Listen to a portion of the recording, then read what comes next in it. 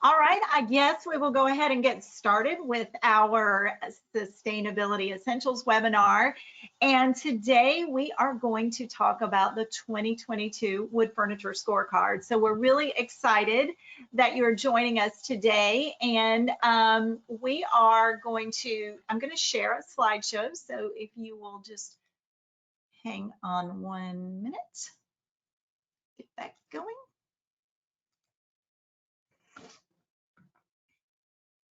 And sharing. There we go, guys. All right, so today, as I said, we are going to talk about the 2022 Wood Furniture Scorecard. And joining us today, we have Sarit Marcus of Minted Space has already jumped on with us. We also have Laurie Rando of Macy's and sustainability expert Susan Ingalls. We are hoping that we are going to also have Stuart Johnson joining us from Model Number. So I want to take us through a little background on the Wood Furniture Scorecard. So the Wood Furniture Scorecard, for those of you that aren't familiar with it or new to it, is a joint initiative of the National Wildlife Federation and Sustainable Furnishings Council. The scorecard assesses North American furniture retailers on their wood sourcing policies. It's now in its 5th year, which is unbelievable. I'm sure it seems like it's flown by, but throughout that process, it has featured retailers that are really engaged in demonstrating their willingness to help protect our forests and contribute to a more sustainable future. The goal of the Wood Furniture Scorecard is to encourage these companies to source wood responsibly in ways that are going to positively impact forests. And the objective is to build awareness of best practices and support the progress and celebrate and recognize the leadership, which is what we're doing here today. I'm going to turn this over to sustainability expert Susan Ingalls, Susan, I'd love for you to talk about the impact of responsible wood sourcing on our forests. Thank you so much, Scarlett. And thank you, Sarit and Laurie, for being on this panel with me and for being such leaders in your companies in sourcing wood responsibly and wood products responsibly, because I know both of you don't exactly go out and buy lumber, but it's sourcing wood products responsibly. As you two know, and we want to be sure that all of our audience know, the best way to ensure that you are sourcing responsibly is to make sure you are guiding yourself with a policy for making your choices. We are in a very fragmented industry, and both of you, a large business and a smaller business, know that there are lots of moving parts. So the best way to keep up with those moving parts from your own job is to have a policy that guides you. Well, what is a responsible wood sourcing policy? It would be one that is focused on ecosystem preservation. And because our ecosystems all over the planet, our forest ecosystems are largely degraded, there are some pristine forests left in the world, but there are more degraded forests. Because our forests are so degraded, we want to have a policy that is going to focus on restoring those forests, maintaining the health that's there and growing it. That will involve, per another conversation we had, Sarit, that will involve minimizing the use of chemicals, which might serve one purpose in growing a tree, for instance, on a plantation, but if the chemicals are going to have adverse impacts elsewhere in the ecosystem. And chemicals generally degrade the health of soil, because chemicals are targeting certain things to kill, and there's inevitably collateral damage. So that, and the natural fertility of the soil is important for keeping the forest growing well, and also important for absorbing carbon. A lot of the carbon absorbed in forests is absorbed actually in the soil.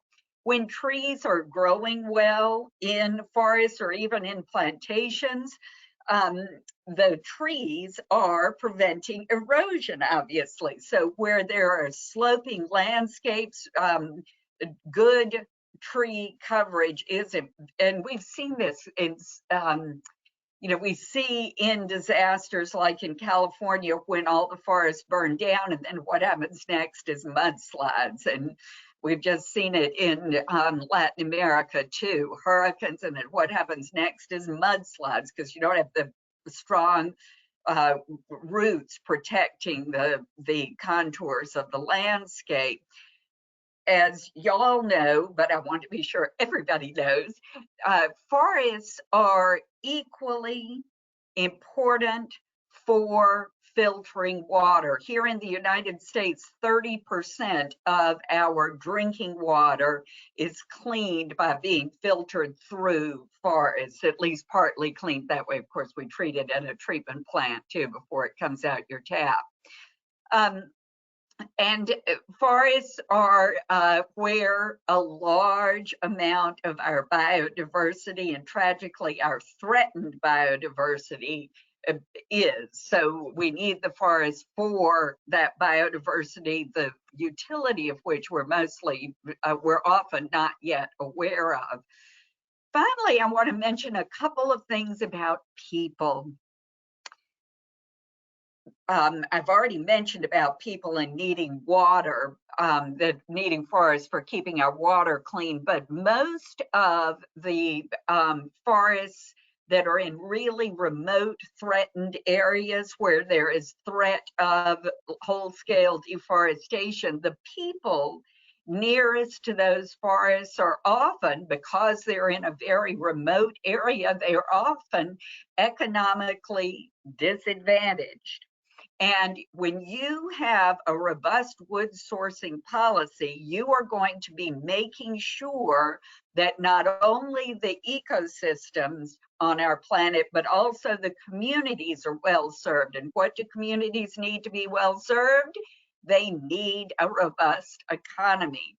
So one part of a robust wood sourcing policy is about making sure that people have been paid, and certification processes, specifically Forest Stewardship Council certification, ensures that, and additionally protects the rights of Indigenous people. So those are a few small things about a responsible wood sourcing policy that I want to be sure we've mentioned at the get-go here. Thank you, Susan. But don't go so fast, because I'm going to let you talk about the next topic, which is going to be really explaining the methodology that the Wood Furniture Scorecard employs. So if you could share a little bit about that. Yeah, happy to discuss the methodology. And I'm actually really excited to discuss the methodology. When we started this Wood Furniture Scorecard 5 years ago, we knew that we have the same goal that Scarlett has just stated now. The goal is to have the furniture industry help save the forests of the world. The goal is preservation of ecosystems. And we knew at the get-go that preserving ecosystems involves being guided by a policy, implementing that policy carefully, and then doing other stuff also.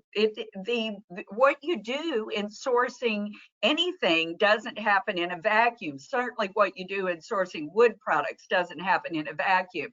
So from the get-go, our scores have been in these 3 buckets. Does the company have a policy that guides their choices in sourcing wood? And under that policy, 9 points for a policy. They're different elements. And the elements have to do with having a policy, having it in the public domain, having publicly stated goals, and reporting on those goals. I guess the goals and the reporting bleed into this performance area, which is the second area, but also in this practices area where the bulk of the points are, we make sure that companies get points for demonstrating that they are implementing their policy well. So if their goals and if they're reported against, great, but also if the part of the policy is to seek certified wood, especially for our Stewardship Council certified wood and recycled reclaimed wood. Y'all know that our urban areas, including buildings and street trees, are a big wood basket. There is a lot of wood there that can be used in our industry more easily than in some other industries.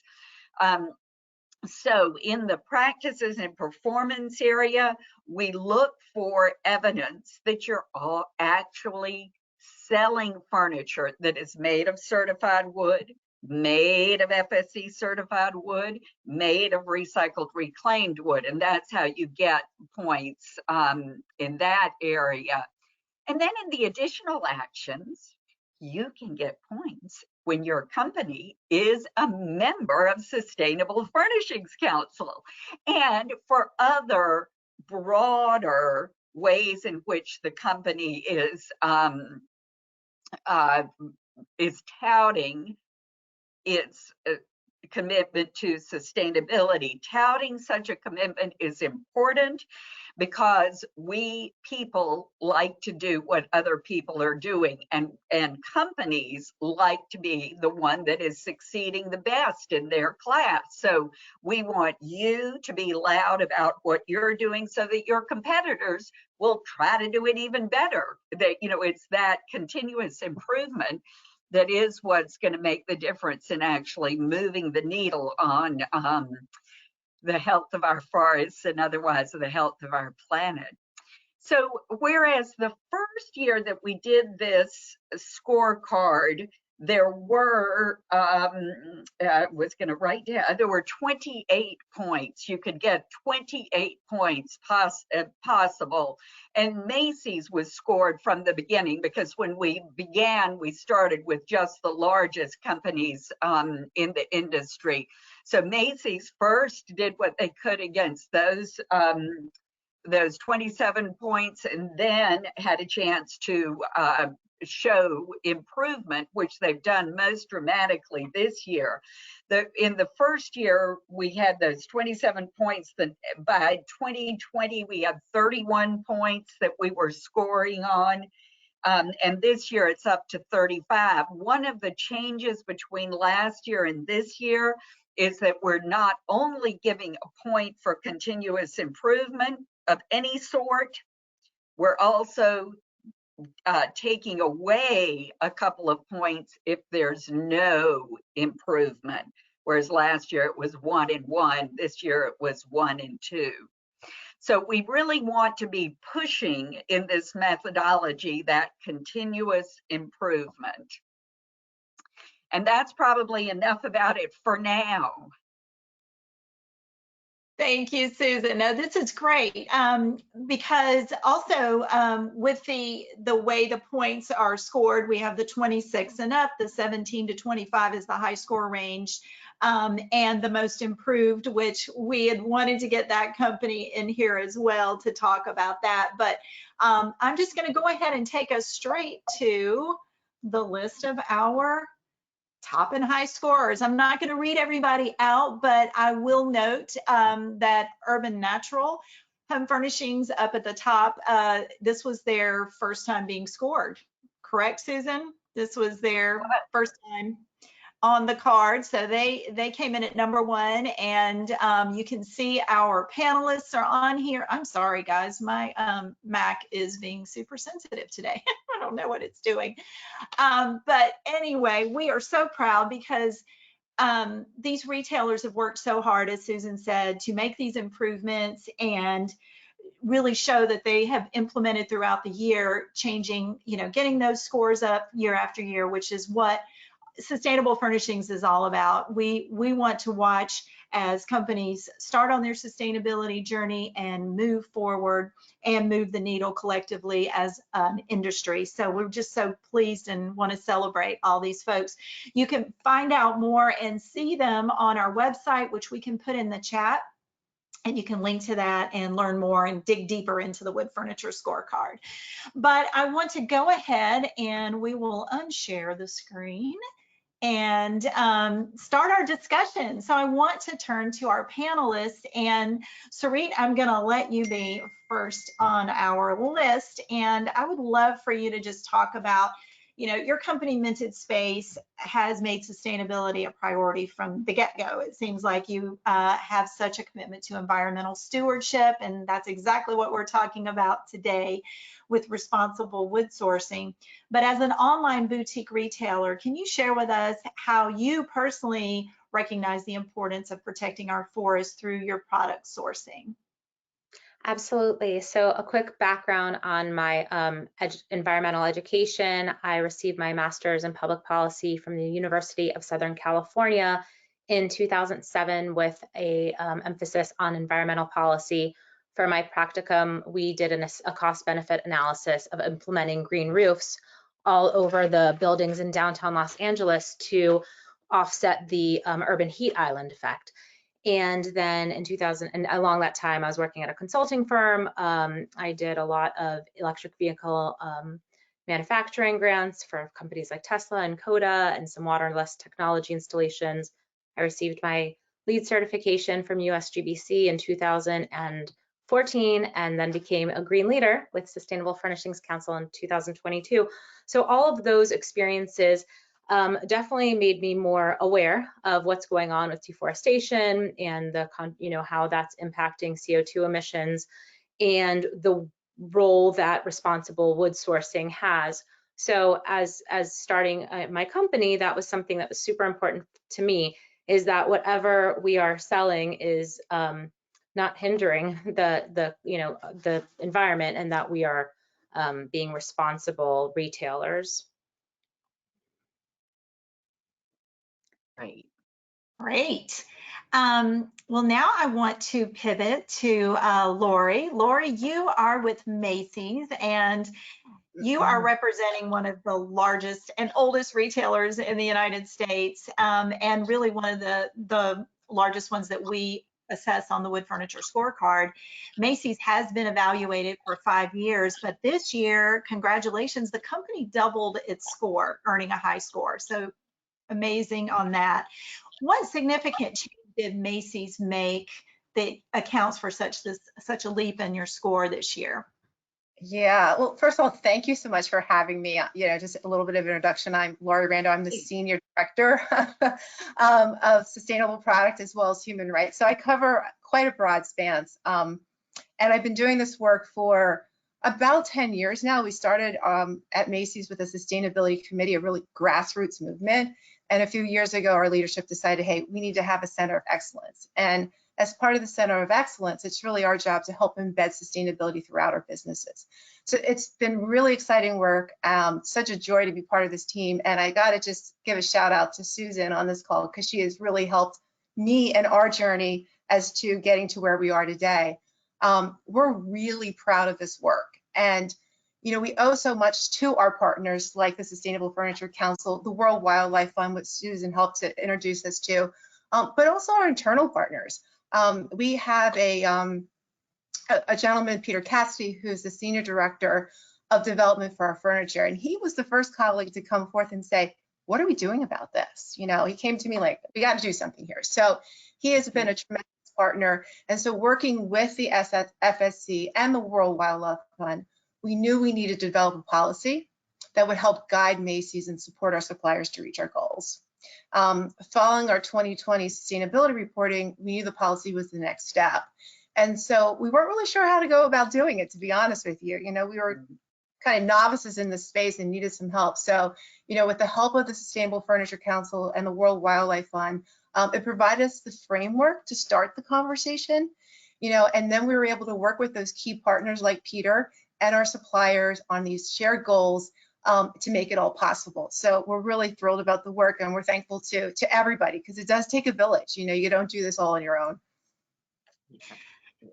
That's such a great story. And with being a large retailer with such a massive supply chain, I mean, how has that really, what are some examples of obstacles you've had to overcome just through that? Well, it's probably no surprise to this audience here that supply chains over the past few years have been really challenging. And a lot of that is, as a result of the pandemic. But through these challenges, you also have opportunities, and you can reevaluate your sourcing. So we leverage those opportunities to find new sources who can provide certified options within our assortment. But it's not a switch that you can just flip overnight, right? So what we did is, in our journey, we developed this good, better, best strategy so that we can really move our suppliers along the spectrum. We don't want to leave behind suppliers. We want to bring them on this journey with us. Mm-hmm. That's such an important part of what any company does, Lori, because, and I think if it's okay with you, Scarlett, we might dwell on this a little bit, because we're so privileged to have here Sarit, a designer in a boutique kind of firm, and Lori in a large retailer that sells not only furniture, a heck of a lot of furniture, but not only furniture, but lots of other things. So it's really great that that you all have used the frameworks of your own companies to move the needle in a way that works for your operation and actually makes the difference you want to make, moves you towards your goals. So Lori, you, I believe, have background in working in in sourcing lots of other things, background in textiles and stuff like that. And I bet that you were able to pull some of your experience from other segments and other industries into what it is to develop a policy. Nice that SFC on our website has a responsible wood sourcing template. I know that. I'm glad that was helpful to both of y'all, but you had to make it work the way things work in your company. So it might be interesting to hear from both of you how using a template policy, how starting with a template policy or using it as part of what you are doing worked for you. Is that okay, Scarlett, if we hear that from Lori and then from Sarit? Yes. Sure, happy to jump in on that. I think one of the things that was important to us as we developed this policy, that it would work for all aspects of our business. Furniture is one piece, to your point, but you think about wood and you think about all the places that interacts with it. So it could be our packaging, it could be our paper bag, boxes. Is the policy going to work for that too, to continue, to build on that good, better, best? There's also man-made cellulosic fibers. So we do a lot of it. That's a big part of our business as well. So we wanted this policy to be framed so that we could use it for anything that was going to come from a wood source, and not just for furniture, but obviously furniture was top of mind as we were developing it. Great. That's great. Thank you.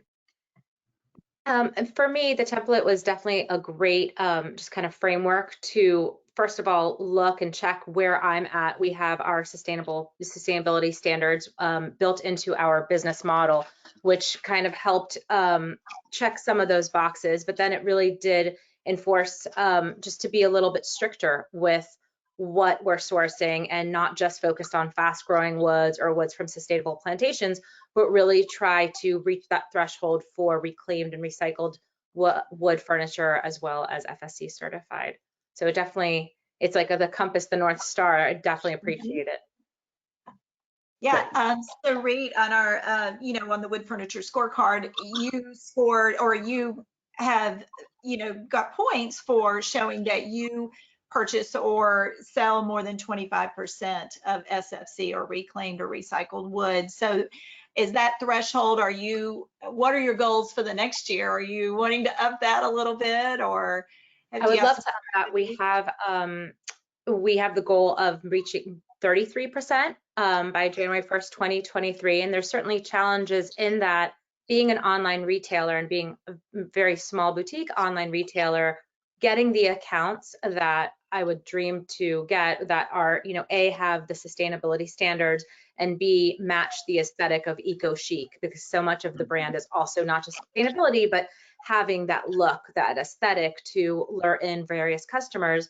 A lot of these manufacturers will only work with you if you have a brick and mortar store.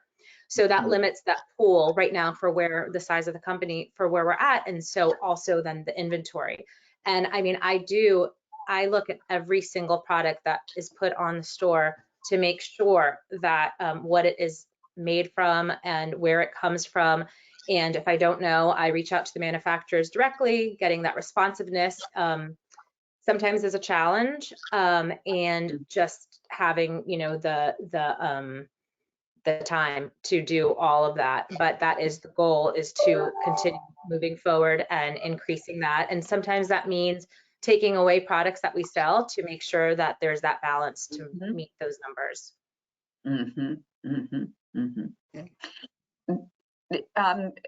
Lori, I'm just going to interrupt you again, Scarlett. I'm famous for it. Lori, you've got a different sort of challenge in that there are many, many, many buyers at Macy's who are the ones that are trotting out saying, this is the look we want, this is the kind of item we're looking for. How have you trained your buyers to, we've heard the academic background that Sarit has, so it's great that she brought all that sustainability learning to this industry, but all your buyers did not get environmental science degrees of any kind. You hit on a very important topic, which is communication with our internal teams. So again, we're on a journey here, but what we've created training modules for our buyers and our merchants and our designers and our sourcing teams. I mean, we really need to hit our marketing teams. Everybody has to be educated on this, right? And so we have a toolkit that gives them the information that they need to have those conversations with the suppliers, to know what we're looking for. And this is a really, really important part of Macy's strategy, is that it has to be certified in order to claim the product is sustainable. We won't accept anything less. It's very important that we build that trust with our customers, and that includes training our internal teams so they know what that means and how to go about it. I won't go on. I know we're going to talk about this a little bit further, but the certifications really help to give that overview and that oversight, because it's so easy to fall into. And I think this was a lot of the retraining we had to do with some of our merchant teams, is that the vendor comes and says, I'm sustainable. And you say, great, why? And they're like, I don't know. They say they're sustainable. So there's a lot of rigor that had to go into that training. Great. Thank you. That's interesting. So we've talked about the policies and changes that both of you have made in your respective companies, but I would also like to talk about your consumers, your customer base. What are you hearing from your customer base? Are they responding to seeing that you've scored well on the Wood Furniture Scorecard and the policies that you're implementing? So Lori, do you want to continue? Sure. Happy to. So I would say more and more sustainability is table stakes, especially for that under 40 customer, which is so important for us in our business. The customer really expects the products they are buying are supporting both people and planet. So sustainability, it's not a feature or a benefit. Customers want to know that the products that they are purchasing are sustainable. And so going back to what I was talking about before, as part of our journey, we require certifications for any sustainability claim. so that our customers can have that confidence and we can build that trust. It may mean that we have less products in our assortment, but it also means that the products we have can be trusted. Yeah, and I found the same, where the customers that we have and also clients, they kind of expect that sustainability is there at the forefront, and we communicate that with social media and with emails, and it's right there on our website, and that has been, I think, a big deciding factor of them taking a chance to go with a small boutique retailer that they haven't seen a store, a brick and mortar store, versus maybe an Amazon retailer. So that has been great, trying to build that relationship with the customers, and having that transparency and accountability and open communication about what our standards are, and that our values are aligned. I would just add to that too. I think, defining sustainability for the customer is also a challenge. Everybody sees it a little bit differently. So the certifications also help, and even like the sustainable furniture, benchmark, it helps them understand, a little bit more of the details of it without going into the science, which maybe be a little bit too much. Certifications, okay, I can trust this without fully understand what it means to be sustainable, which can get quite complicated. Good point. I hope y'all both know, and I want to be sure all the audience knows, that sustainablefurnishings.org has information on the website and the resources of questions to ask, answers to look for, that can help with not getting into the science of it, but just help with taking a few initial steps, including looking for certified wood, looking for certified product. We also have a blog where, just offering information and resources beyond just furniture on how to have a sustainable kitchen, how to have a sustainable bathroom, just various tips and resources to zero waste food stores. So just trying to have that umbrella of encompassing various aspects of sustainability. We also try to promote small brands that have fair trade practices, and introduce the customer to those brands that they would maybe not know of. And a lot of these brands are, they're part of their model is not to sell to big retailers, online retailers. So that has kind of helped with our educating our consumer. Susan, I'm going to ask you this, because you are, you've developed the Wood Furniture Scorecard in partnership with National Wildlife Federation, but, it seems like the wood is literally something tangible that consumers can understand, as we talk about the confusing science. And once we get them to understand that, we can maybe jump off into other initiatives. I mean, was that sort of the forethought to these in on the wood? Yes, that is definitely part of it. I will say that it starts with concern for the ecosystem, and forests are of utmost importance in addressing climate, and in keeping water clean, and in preserving the terrestrial biodiversity that we so need, etc. There are so many reasons that forests are important. Well, the furniture industry as an industry is a tiny little thing, but it is the third largest user of the wood resource. So that gives us a large responsibility for saving the forests. And we people are herd animals. We like to be doing what other people are doing. And we are competitive as business people. We like to be the ones doing the best in our class.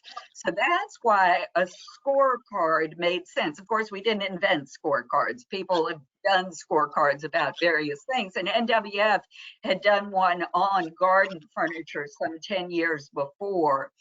But I do want to emphasize that it all starts with the question, well, given that we have a responsibility responsibility for saving the forests of the world. How can we do that? And retailers are very influential in our industry. Often a retailer will say, no, press company excluded, of course. But often a retailer will say, well, we'll start offering eco-friendly furniture when customers are asking for it, or something like that.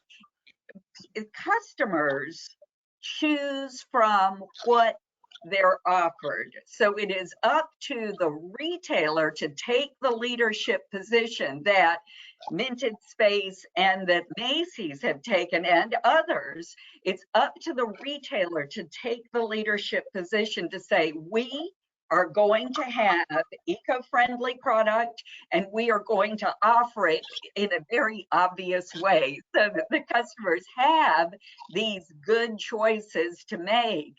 And that is another thing about the scorecard is that retailers are engaging. I will tell you that the first year we did the Wood Furniture Scorecard, we had 21% of the companies we scored that had improved during the period from when we first assessed them to when we did their final score. Because so the audience knows, we send an initial assessment and then we talk with the company and say, do you want any help improving this score? And we provide that assistance if they want it. And then we make a final assessment. And 21% of the companies the first year engaged with us, and it's 31% this year, which we're very pleased about. Not only have we increased from 57 companies first year to 127 this year, but we've had a larger percentage of companies that have engaged and specifically made improvements. And some of those companies had made improvements in previous years, but there were some companies that had made improvements in previous years that are not in that 31% because last year they did what they could do. As y'all have noted, this methodology does hold your corporate feet to the fire. We do want to see some improvement, large, medium, or small. We're looking for improvement, such that it's so important that this year we did make a most improved award. In previous years, we had had honorable mentions, but we realized last year that the companies that we were honorably giving honorable mention to, the significant thing was they made significant improvement, even if they hadn't hit the high score bar. So all that's a bit of a babble, but might have answered some of your questions. And can I just add one thing that I'm just so impressed by the size of Macy's and that the commitment that you guys make with having, you know, only certified. I mean, that is like the dream for me, to be able to only sell certified, you know, products, and that's just extremely impressive for such a large retailer. And I know that, you know, there's so many, when I was talking about the other retailers, it was not about Macy's, it just, you know, that having such a big distribution and being able to find the time and the care to source that is very impressive. So thank you. And I thank you for that. One of the things I was thinking as we were all talking is that it's really important to bring along, let's say, some of the smaller suppliers that might not be there yet. You know, there's a cost for sustainability, and oftentimes when they're just starting out, either they don't understand it or they don't have the means. So it's really important to help them understand how they can make improvements, and kind of be their partner as we move along. So that's another important part of our overall strategy, is how we partner with our suppliers to bring the journey with us. Yeah, that's so important. Because they're not there.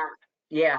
I think that's so important for retailers and for designers, that both design firms and retail firms have a lot of power. Yeah. I add to that sorry, add to that. There's kind of this, methodology that we use, almost like a segmentation, so that you can understand, who has the biggest opportunity, where you have the largest impact, how can you lean on that, and then kind of move the needle along. Lori, have you grown your department? Is that part of your process and your sustainability journey? Is that because you're so big, you have to have more people in your division, I'm sure, in sustainability? Well, that's a great question. So as I mentioned earlier, like we started out as a committee, and then in 2021, our leadership realized that we needed to have a center of excellence, if you want. We were a small and mighty team, and we've grown over time, which is great. But really, the essence of what we want to do is we want all of our colleagues to feel that they're part of that sustainability team, because it takes every one of us. So our job is to kind of embed sustainability with all of the business units, so they have a role to play alongside us. We're just there to help steer the ship. So you're making sustainability in your corporate culture, I'm sure, from, as we talk about it, SFC, is that, whether it's in the break room and you're using, recycled products or, compostable, whatever, that the company culture, no matter how large or small, gets it in their DNA, really, truly, that it just becomes part of who they are, whether they're in wood sourcing or not, right? Exactly. And I think that the wonderful thing about this journey is that, as we start to socialize and message some of the goals that we have, colleagues come forward and that, they want to be part of it. And we uncover there's a lot of things happening at the company that colleagues have started themselves that are very sustainable. And we weren't aware of it. So there's all this great work going on, and we're pulling all that together and just finding ways to scale it even more quickly. So it's really exciting work, and we love the passion that we find inside the company. That's great. Sarit, as a boutique owner, online boutique, I mean, you're kind of wearing all the hats. You are head of sustainability, and you're the educator in chief in your business model. Do you have plans to expand, or what are some of your sustainability goals beyond wood sourcing for the coming Yes, year? absolutely. To expand staff and working, we currently work with contractors, and just even if they're not involved in the sustainability part of the business, of what they're helping us with, to educate them along the way. And that's been a pleasant surprise, is just, having those side conversations about sustainability and just some tips here and there, and just having that spillover, that positive spillover effect as much as possible. I have to admit, I'm a little bit of I think, a control freak with making sure that everything is correct. So I need to learn how to, put that aside and trust that others I can train, and but finding the time is a little bit challenging, to do the training and make sure everything is, up to the standards. But that's definitely the goal, because you are only as strong as your team. So. Well, and I'm sure with your lead background and the building and dealing with contractors, so forth, I'm sure you're trying to make sure on all counts that you can be as sustainable as possible. And so you're finding that the contractors are receptive to learning about sustainability? Uh-oh. Yes, I am in the talks right now, for a new build, and we have talked with the contractors, and basically we're talking right now with various ones, and that is a prerequisite, is that it has to be a green build. So that's exciting that they actually, one of the builders we talked to just did a build that was a lead house. So that's exciting, and just trying to find also with with the clients, making sure that they understand that from the start, we're not going to have any products that have Prop 65 warnings to it, and that there's certain standards that it entails in the sustainable design aspect of the company. So it's been great, just trying to get that word out. And it is surprising how many people are already aware of the message and have taken it under their belt. I mean, it's such a different world than it was, even though I was back in California, which is a little bit more advanced than where I'm currently at in Florida in terms of the mindset. Just, it feels like that is such at the forefront, the mainstream forefront, sustainability. Really, you can have that conversation with a lot of people. So that's great. That's very encouraging. And Yeah, it's definitely, as we say, gives us hope, right? On all fronts. Susan, did you have any other questions? Because we have some questions popping up from some Good. of our attendees that I'd like Good. to go ahead. So one of them is, do we think SFC might ever do a textile fabric scorecard in the future? So the answer to that is we would love to. So we have an initiative called What's It Made Of? It's a partnership that we do with Parsons, the new school, their Healthy Material Labs, and the Center for Environmental Health. And we are excited as we are kind of going into our new iteration of SSC, moving faster as we want to keep up with the challenges of, you know, the climate crisis and getting our message out. But this is one of the areas that we really want to develop. As I was saying earlier, the wood is a little easier to understand, but the toxins that, you know, that are in the fabric and the upholstery and all the parts of the furniture that aren't wood is definitely a challenge. And there is a lot of science behind it, but we would love to see that happen. So thank you for that. Yes. I'll mention a resource here right quick. Sustainable Furnishings Council has a partnership with Textile Exchange, which is working in the apparel industry the way Sustainable Furnishings Council is working in the furniture industry, and they produce a preferred fibers report. And you know all about it, Laurie. And it is an excellent resource. So I recommend that. Laura, you might have something else to say about textiles because I know you've got background there. Well, I do. I would just say that, you know, anybody looking to get more information about how to make your materials more sustainable, the Textile Exchange is a great resource. We lean on them quite heavily. Lots of tools, lots of ways to evaluate the fibers that you're using in your products. You may not be making the decision to go from cotton or poly, but you may be making the decision, how do I make my cotton more sustainable? So any way you want to look at it, Textile Exchange is there to really support that movement. Also help with certifications and policies. Yes. Wonderful. We have a question about anyone on the panel about addressing, you know, the toxins and the finishes on the sustainable wood and how we want to look at that in the future. So is that something on everyone's radar? Now that the wood has been sourced responsibly, then we have that other layer that we have to add, another challenge. It's definitely on my radar. I actually just reached out to Angie at SFC because there was a product that I wanted to add, and she helped kind of guide me about the best way to talk to my manufacturers. As a small retailer, it's important for me to keep those good relations. And even though I did send to every single one of my manufacturers, this is my wood sourcing policy. Are you in agreement with it? To make sure that there's that open communication. A lot of them have a lot of bigger, you know, clients than me, and so not the fine line, not stepping on their toes and asking too much about product per product, but it's still important. And so that is on the goal about taking it to that next level about the finishes, because I want to make sure that it's not just at the wood level. Yeah. There's a resource on sustainablefurnishings.org on that What's It Made Of page that many people will find useful as they're having conversations about finishes.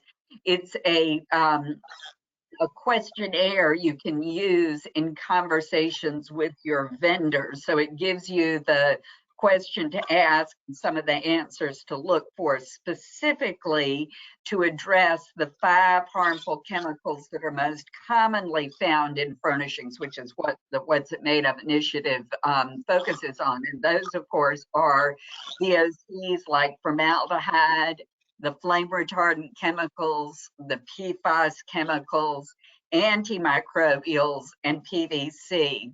Well, if you're talking about a fabric finish, all of them could be in it.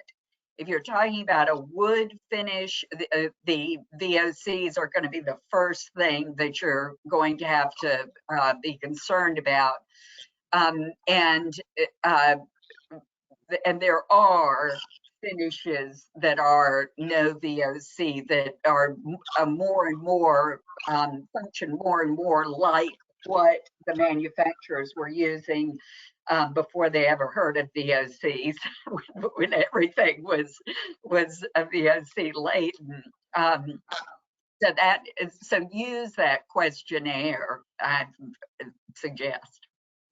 One benefit is that we do have a no Prop 65, just like with not in our design projects, Yes, and also not in our score. So that as the back end of, we do see anything that has that, and we don't include that. I actually, unfortunately, had to get rid of stop, doing business with a high end. It was like our highest end designer manufacturer, but because they unfortunately had Prop 65 with wood dust, and even if it's just, I couldn't, because that wasn't part of our policy. So yeah, that's so important, Sarit, to mention that, and specifically about Prop 65. Proposition 65, this California rule, says that if the product might contain a carcinogen or an endocrine disruptor, you have to label it as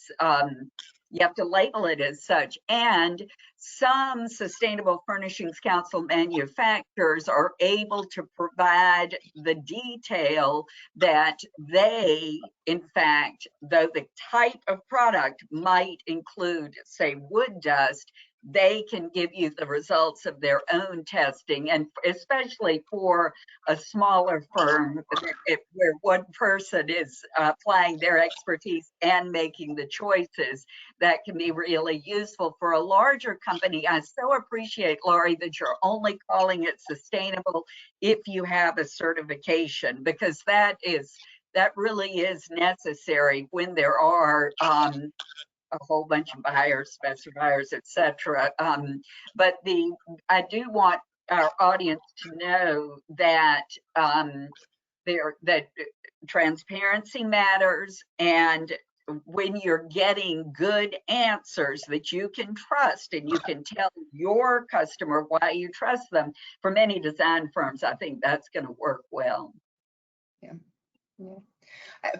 Adding chemicals, what Macy's is in the process of doing, we actually have already rolled out a restricted substance list. That's for private brand apparel. The plan is to expand that, and by the end of the year, we will have a chemical policy that will also be listed. So again, it's that roadmap for how we're going to make that continued improvement, and really, digging into those chemicals of concern. Yeah, great. Well, I don't see any more questions popping up for me, but I really just want to thank you guys. This has been such a wonderful discussion. Yeah. And you're frozen. I wonder if everybody's frozen. I'm not frozen. I can hear myself. We really dug into the different areas of sustainability, but focused on that responsible wood sourcing. Yeah. Can you hear me? We can hear you coming and going. Can you hear me okay? No, we can't hear you very well. So how about if we take a minute for everybody to give a sort of a summary comment or wrap. And I'm going to start by saying that I am so excited about y'all, Sarit of Minted Space and Laurie of Macy's, for what your companies have done. But there are, as you saw on the slide earlier, there are many companies. There were, what was it? There were 14 top scoring companies and 26 high scoring companies this year. Those are significant numbers. That's a lot of good engagement. Cherish is a company that went from, like, the moment they learned we were doing this wood furniture scorecard, they dove in and they made huge progress between their initial assessment and their final score. Room and Board has been scored for years, and this year they had, we talked earlier about expanding staff, they expanded staff, and that is going to show up in the score that they get for next year. Walter E. Smythe with another company that, I find that sometimes takes a while to get somebody's attention, and I don't hesitate to knock on the door again and again and again. Well, finally, I got to the right person at Walter E. Smythe, and they were so enthusiastic. And they, too, did lots of things in this one short year. So if we had a most improved for the very first year, they definitely would have gotten that, as would have Smitty's. And Smitty's started with huge education of their staff. They sent everybody to green leaders, which we loved. So that, you know, that was in itself showed a big commitment, and it showed up further in their scoring as well. So I wanted to call those particular companies out. And the company that did get the most improved award is American Freight, which is a mass merchant. They have a lot of stores, and they making a commitment to sustainability was different for them from Macy's or from Engine Space or from any of the other companies that we have on our scorecard. You know, it's part of the thing about the furniture industry. There's a lot of variation here, and we were really impressed with how they were able to make a commitment and take a lot of steps, so that whereas they were big enough to have been scored for all the 5 years, they were in the single digits until this year. And making a policy, of course, does get you a lot of points, but they seized the opportunity to make a policy and to begin implementing it. So I thank them for that, as well as thanking you, Sarit, and you, Laurie, for all that y'all have done this year. Well, I hope can you guys hear me now? Now we can hear you. Yeah, I'm literally in the woods, so maybe my internet was a little fussy, but I do want to say personally thank you, and then thank you on behalf of SFC and the National Wildlife Federation for just doing your best and shining a light on yourselves as an example. Celebrate it, as Susan said when I first joined. Be loud about it, shout it from the rooftops, because you are examples for other retailers out there that it can be done.